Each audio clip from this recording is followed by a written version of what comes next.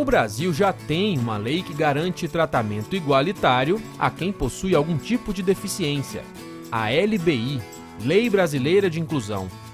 Entre diversos pontos, a LBI trata basicamente da eliminação de barreiras para o bem-estar das pessoas com deficiência. São elas: as barreiras urbanísticas, que dificultam os deslocamentos nas ruas das cidades, as barreiras arquitetônicas, que dizem respeito a prédios e locais públicos, barreiras nos transportes, nas comunicações, nas tecnologias e o último ponto que chama a atenção, as barreiras atitudinais. Eu imagino um município que consiga transformar toda a sua frota de ônibus em ônibus acessíveis. E geralmente os ônibus acessíveis de piso baixo, que é uma tecnologia mais cara. Então a cidade vai lá e faz aquele investimento. E aí o motorista vê o cadeirante no ponto e não para. Então assim, adiantou o que todo investimento em tecnologia, em acessibilidade, se a barreira de atitude do motorista impediu a acessibilidade e o ir e vir daquele cadeirante. As barreiras atitudinais talvez sejam o obstáculo mais delicado a ser vencido, uma vez que abordam um aspecto que não se pode ver ou tocar: a atitude da sociedade em geral perante as pessoas com deficiência. A Lei Brasileira de Inclusão considera uma barreira qualquer atitude ou comportamento que impeça ou prejudique a participação social da pessoa com deficiência em igualdade de condições e oportunidades com as demais pessoas. Mas a quem cabe a fiscalização dessa lei? A LBI é uma legislação que veio para acrescentar muito, realmente agora virou um marco para atendimento às pessoas com deficiência, mas ela está sendo conhecida há pouco ainda, né? A difusão dela ainda não está muito abrangente. E o cumprimento dela está sendo feito de acordo com a sociedade. A partir do momento que a sociedade começa a conhecer, começa a cobrar. Mesmo antes da promulgação da LBI, ainda em 2011, foi apresentada ao TCU a campanha Ministério Público de Contas pela Acessibilidade Total, uma iniciativa que buscou fomentar os tribunais de contas do Brasil a verificar a acessibilidade em suas atividades de fiscalização. Para derrubar barreiras arquitetônicas, a Associação Brasileira de Normas Técnicas estabelece como devem ser construídos ou reformados os prédios públicos e particulares dentro dos parâmetros da acessibilidade. Sendo assim, é a ABNT que descreve detalhadamente como devem ser o tamanho das calçadas, a altura dos degraus, as áreas de estacionamento, embarque e desembarque, a padronização dos pisos táteis, a inclinação das rampas de acesso, a altura das cadeiras e balcões, além de corrimões, barras de segurança e dezenas de outros itens planejados e calculados conforme a necessidade dos usuários. Acima de tudo, isso valoriza a comunidade com deficiência, né? Na medida em que as pessoas todas estão vendo essa comunicação, estão reparando que ela está se posicionando nas vias públicas todas e na medida em que ela estabelece uma certa prioridade para essas pessoas com deficiências. Então, isso coloca as pessoas com deficiência numa posição mais confortável, elas passam a ter mais segurança ao se conduzirem na rua e isso é fundamental. Então esse aqui é o piso, é o chamado piso podotátil para pessoas com deficiência visual, ou cegueira total ou quase cegueira. Então no caso de banheiros, todos os vasos sanitários e os lavatórios eles precisam de barras de apoio. As rampas trabalham nessa nova revisão da NBR 9050, que trata desses requisitos de acessibilidade. Ele exigiu agora um corrimão chamado, um corrimão duplo que nós chamamos, né? Então a pessoa que é cadeirante, ela vai usar o corrimão de baixo. A pessoa que tem dificuldade de locomoção, que precisa de apoio, vai usar o de cima. Então esse aqui é um exemplo de uma vaga de estacionamento. Existe a pintura, que é uma pintura padronizada, é uma pintura universal. E esse espaço zebrado aqui que fica ao lado da entrada do motorista, ele é destinado a pessoa poder sair, ter espaço suficiente para girar a cadeira e poder sair com tranquilidade.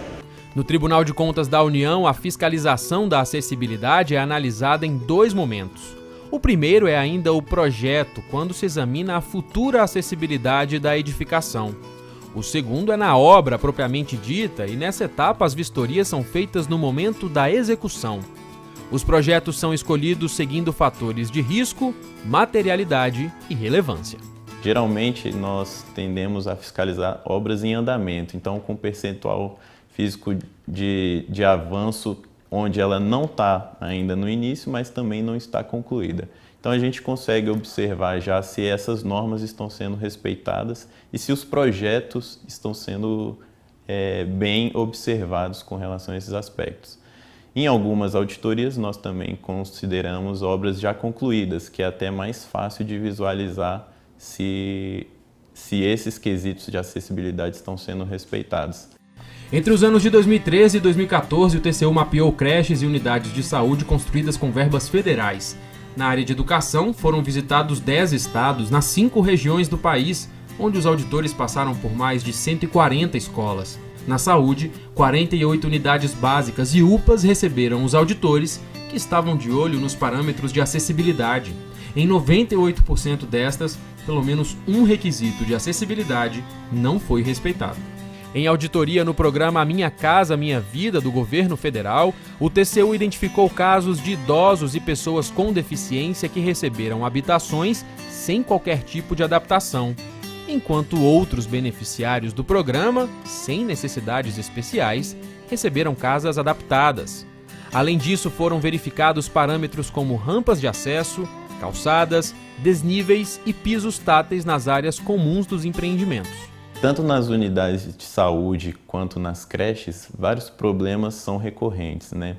Você verifica, por exemplo, a questão dos balcões de atendimento, que eles não respeitam a altura máxima, a questão de falta de utensílios que são previstos na norma, tanto nos banheiros quanto nos corredores. Você também tem uma dificuldade de respeitar as larguras das portas desses corredores para trânsito, por exemplo, de cadeirantes. Pelo menos 6 milhões de brasileiros possuem algum tipo de deficiência visual, seja completa ou parcial. Essa população conta com os outros sentidos para navegar o mundo. Para isso, precisam de acessibilidade visual. Ainda de acordo com a ABNT, a acessibilidade visual também contempla pisos táteis nas áreas de circulação, sinais em braille nos elevadores e nas placas de sinalização, comunicação auditiva e avisos sonoros para a localização. Garantir equipamentos que facilitem esse acesso. Então, é a questão da rampa de acesso, é a questão da declividade das vias públicas no que diz respeito a passeios, para que ela não tenha que fazer grandes esforços caminhando sobre aquilo. É a questão do piso tátil para as pessoas que são cegas ou deficientes visuais. É a questão, inclusive, de comunicações de sonoras, né? Como de fala ou de sinais. No atravessar a rua, hoje em dia os sinais têm um toque, né? Que vai diminuindo, vai aumentando o espaçamento entre os toques para poder o deficiente saber que está passando na rua e que aquilo vai fechar. Então, isso é fundamental para que ele possa se movimentar. Mas de uns anos para cá, a acessibilidade visual não pode ser pensada sem levar em conta um outro tipo de acessibilidade, a digital. Nesse novo conceito de inclusão, as informações devem ser disponibilizadas de forma que qualquer pessoa com deficiência consiga acessar e principalmente interpretar facilmente essas informações. Um bom exemplo é o portal do TCU, que já vem preparado com o ícone acessibilidade. Aqui nessa área, as pessoas conseguem saber quais são os caminhos para poder navegar tranquilamente no portal do tribunal. A acessibilidade nos portais institucionais e governamentais também está no seu início. No governo federal, já tem uma solução que foi colocada, né, nos diversos sites do governo federal, mas é uma solução para o surdo. Então, como a gente está falando das deficiências de uma forma geral, né, quer dizer, ainda, no nosso entendimento, quer dizer, há ainda um descumprimento da legislação. Ou seja, parcialmente, uma parcela dos deficientes estão sendo atendidas, os demais não estão sendo atendidas com apenas uma solução que traduz para a língua brasileira de sinais os textos que estão, né, no site. Vamos ver agora uma experiência inovadora na acessibilidade à cultura.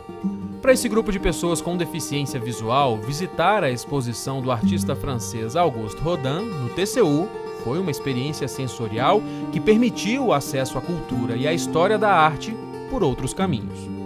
Para mim, enriqueci muito meus conhecimentos pelo fato desse trabalho, né, ter muito significado, traz uma mensagem muito bonita, né, do mundo, né, da história de Rodin. É maravilhoso poder tocar essas obras, é muito bom, porque na maioria dos museus que nós temos ido, a gente não pode tocar em tal tela, não podemos tocar em nenhuma peça, aí a pessoa fica só falando e dizendo, para nós fica completamente sem nexo. No próximo bloco, as novas tecnologias, as boas notícias e os projetos pioneiros que têm transformado a acessibilidade em uma realidade mundial. Até já!